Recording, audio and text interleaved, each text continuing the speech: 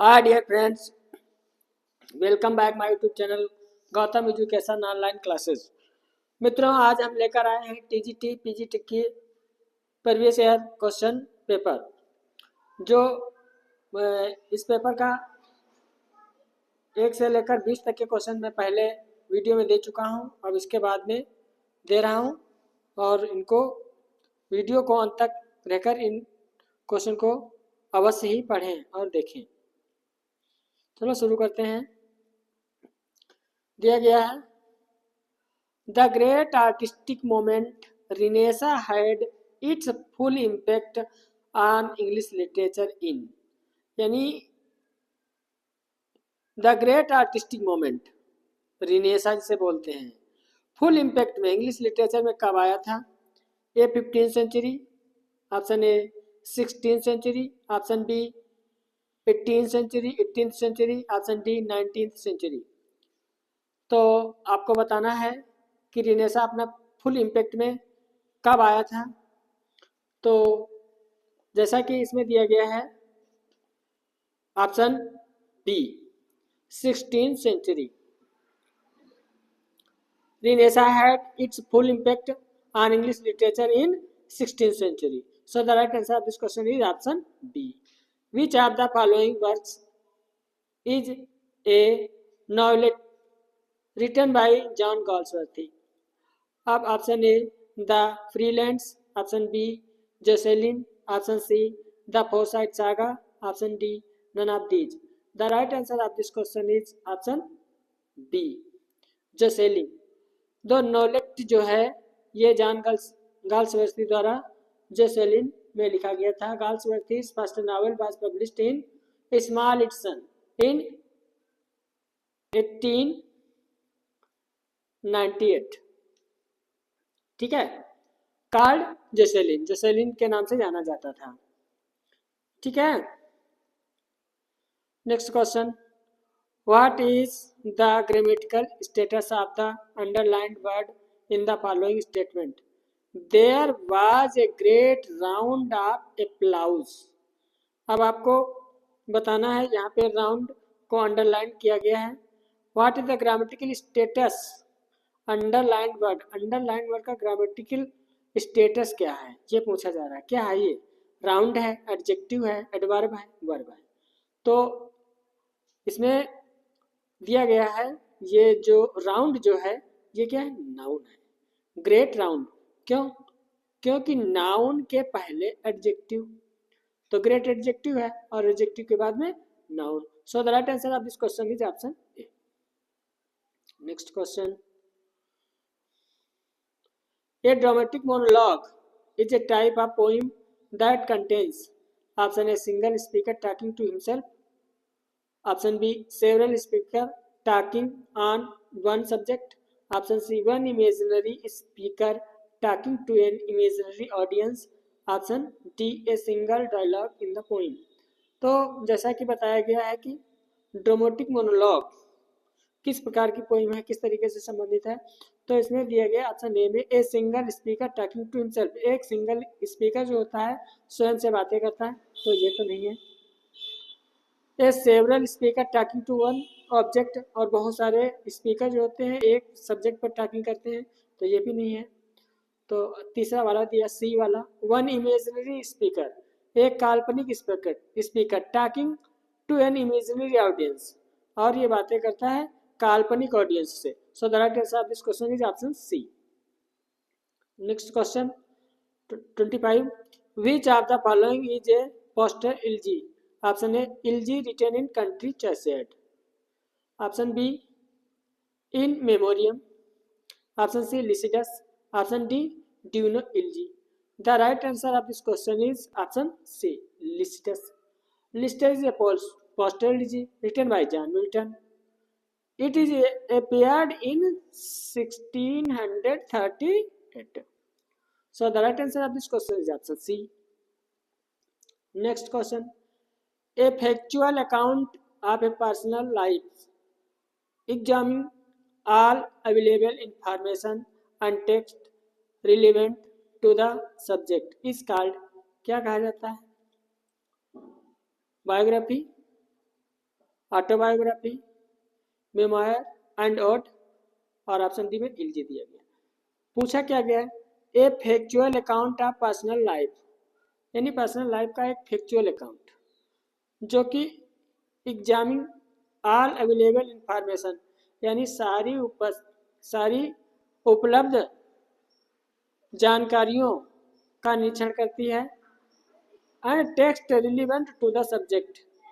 तो ये कौन सा होता है, ये ऑप्शन बायोग्राफी होती है। बायोग्राफी जीवनी होती है, एक व्यक्ति के जीवन के बारे में जो सारी इंफॉर्मेशन इकट्ठा करती है और उसका एग्जामिन करती है और उसके बारे में उससे पर्सनल लाइफ के जीवन में उसे बताती है, बायोग्राफी कहलाती है। Choose one word from the option which describe the phrase most accurately, gradual recovery from illness. Option A panacea, option B convalescence, option B putrefaction, option D none of these. The right answer of this question is option B convalescence.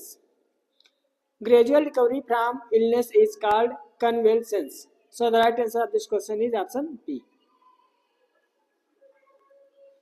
Next question, the correct spelling is, अब इसमें आपको correct spelling choose करना है, A B C D में दिया गया है। The right answer of this question is option D, differential. Differential is the correct spelling of this question. Next question, find out the incorrect sentence. अब इसमें हमें find out करना है कि कौन सा सेंटेंस करेक्ट नहीं है। But one thing however has not changed. फिर है you should act like me, you should act like me, तुम्हें मेरी तरह कार्य करना चाहिए, तो ये तो सही है। If you don't work hard, ये तुम कठिन परिश्रम नहीं करते हो, यू कैन नॉट सक्सेस, सफल नहीं हो सकते, तो ये भी सही है। I will wait here until you come back, मैं तुम्हारा यहाँ प्रतीक्षा, आई विल वेट हेयर, मैं यहाँ प्रतीक्षा करूंगा, अंटिल यू कम बैक, जब तक आप वापस नहीं आ जाते, ये भी तो सही है। सो अब इस सेंटेंस में पूछा जा रहा है इनकरेक्ट, तो इनकरेक्ट कौन सा, ए इनकरेक्ट है। तो right answer of this question is option A. A fable is also called, ठीक है, फेबल किस नाम से जाना जाता है, option A parable, option B apologue, option B C proverb, option C exemplum. The right answer of this question is option B apologue. Fable is called apologue. Next, Shakespeare's play Love's Labour lost is a good example of, option A the comedy of ideas, option B the comedies of manners, option C problem play, option D romantic comedy. अब आपको बताना है कि Shakespeare's play Love's Labour Lost जो है एक good example है, काहे का, ये कॉमेडी ऑफ आइडियाज है, कॉमेडी ऑफ मैनर्स है, प्रॉब्लम प्ले है, रोमांटिक प्ले है, या रोमांटिक कॉमेडी है, क्या है। तो William Shakespeare's play Love's Labour Lost a good example of comedy of manners है, comedy of manners. So the right answer of this question is option D.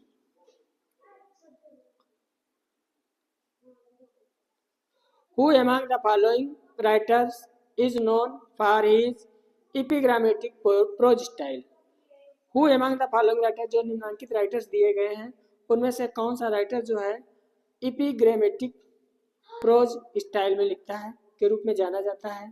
Thomas Browne है, option B में Bacon है, option C doctor Johnson है, option D Addison है। तो कौन ऐसे writer हैं, ये बेकन है। The right answer of this question is option B Bacon. Bacon is known for his epigrammatic prose style. So the right answer of this question is option B.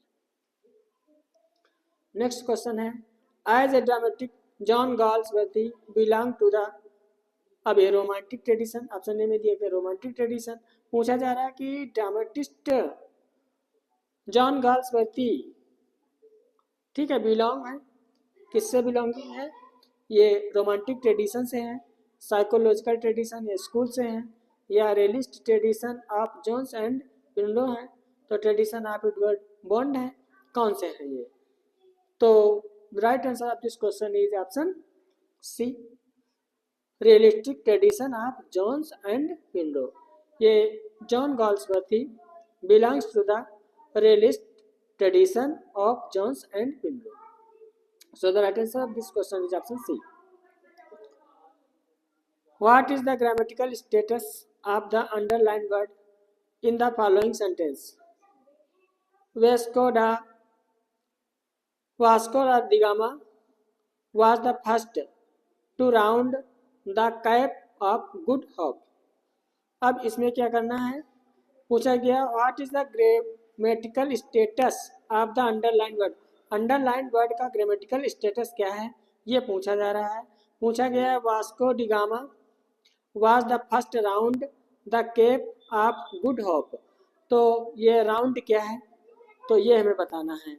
तो noun है, adjective है, adverb है, verb है, तो ये क्या है, ये वर्ब है, क्योंकि ये कौन सी वर्ब है, इन्फिनिटिव वर्ब है। टू प्लस वर्ब की फर्स्ट फॉर्म से सेंटेंस जब जुड़ता है तो इन्फिनिटिव वर्ब कहलाती है, तो ये इन्फिनिटिव वर्ब है। So the right answer of this question is option D. Next question है which of the following statement is true about a closet drama. Closet drama के विषय में कौन सा ऑप्शन जो है ट्रू है, तो इसमें दिया गया है it is a drama full of treachery and intrigues. Option B में दिया गया है closet drama essentially has double plots. Option C में दिया गया closet drama is intended to be read rather than to be stage in the theatre. Option D में it deals with gentleman and ladies living in a polish society. अब जैसा कि पूछा गया है क्लोजेड ड्रामा के विषय में, तो इसमें पूछा गया इट इज ड्रामा फुल टीचरी या इंटरव्यू भी नहीं है, ये तो है नहीं, क्यों क्लोजेड ड्रामा जो होता है वो प्ले नहीं होता है बल्कि वो रीड किया जाता है। तो ऑप्शन सी में ऐसा दिया गया था closet drama is intended to be read, पढ़ा जाता है rather than the stage on theatre. Theatre पर स्टेज यानी थिएटर पर प्रदर्शन करने की अपेक्षा ये पढ़ा जाता है, पढ़ने के लिए होता है। So the right answer of this question is option C. Next question है the prose Gothic novel denotes the prose Gothic novel denotes. Option A में दिया गया the medieval type of architectural work. Option B में दिया गया a type of prose fiction which has been set in the middle age of an sufficed the gloomy castle. Option C में दिया गया a novel full with mysterious in modern age. Option D में a type of fiction with exotic setting. The right answer of this question is option B. The Gothic novel denotes a type of prose fiction which has been set in the Middle Ages, often suffused with gloomy castle.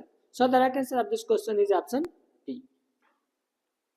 Next question है any short composition in prose that undertake to discuss a matter, express a point of view, pursues to accept a thesis on any subject or simply entertains। क्या होता है ये, biography है, एसे है, autobiography है, odd है। तो जैसा कि दिया गया है शॉर्ट कंपोजिशन ऑफ प्रोज का शॉर्ट कंपोजिशन, कोई प्रोज का short composition that undertake to discuss a matter, जो किसी मैटर पर डिस्कस करता है, express a point of view, pursuit to the accept thesis, ये क्या कहलाता है, तो ये है ऑप्शन बी, ऐसे कहलाता है ऐसे। फिर नेक्स्ट क्वेश्चन है find out the most suitable preposition from the given option. Option A Malti is fed up, space दिया गया the weather.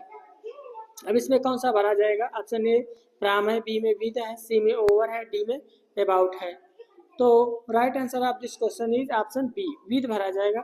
Malti is fed up with the weather. So the right answer of this question is option B.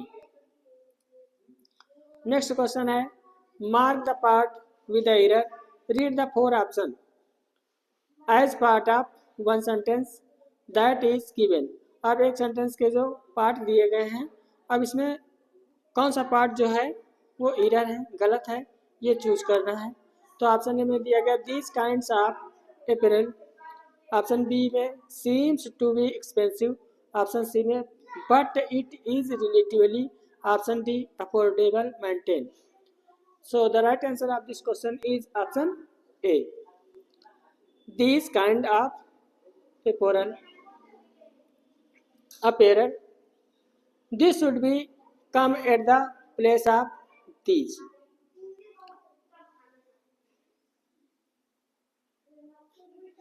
अब इस sentence में क्या करना है, ये these जो दिया गया है इसके स्थान पर दिस होना चाहिए, this kind of apparel, this kind of apparel होना चाहिए, दिस दे दिया गया। So the right answer of this question is option A. Next sentence है the correct spelling, correct spelling choose करना है। अब इसमें आप स्पेलिंग दे दी, ABCD स्पेलिंग दी गई है, अब इसमें बताना है कौन सी स्पेलिंग करेक्ट है। The correct spelling of this question is option C, discernment, discernment. यदि आपको ये वीडियो पसंद आई हो तो कृपया लाइक और शेयर करें। धन्यवाद।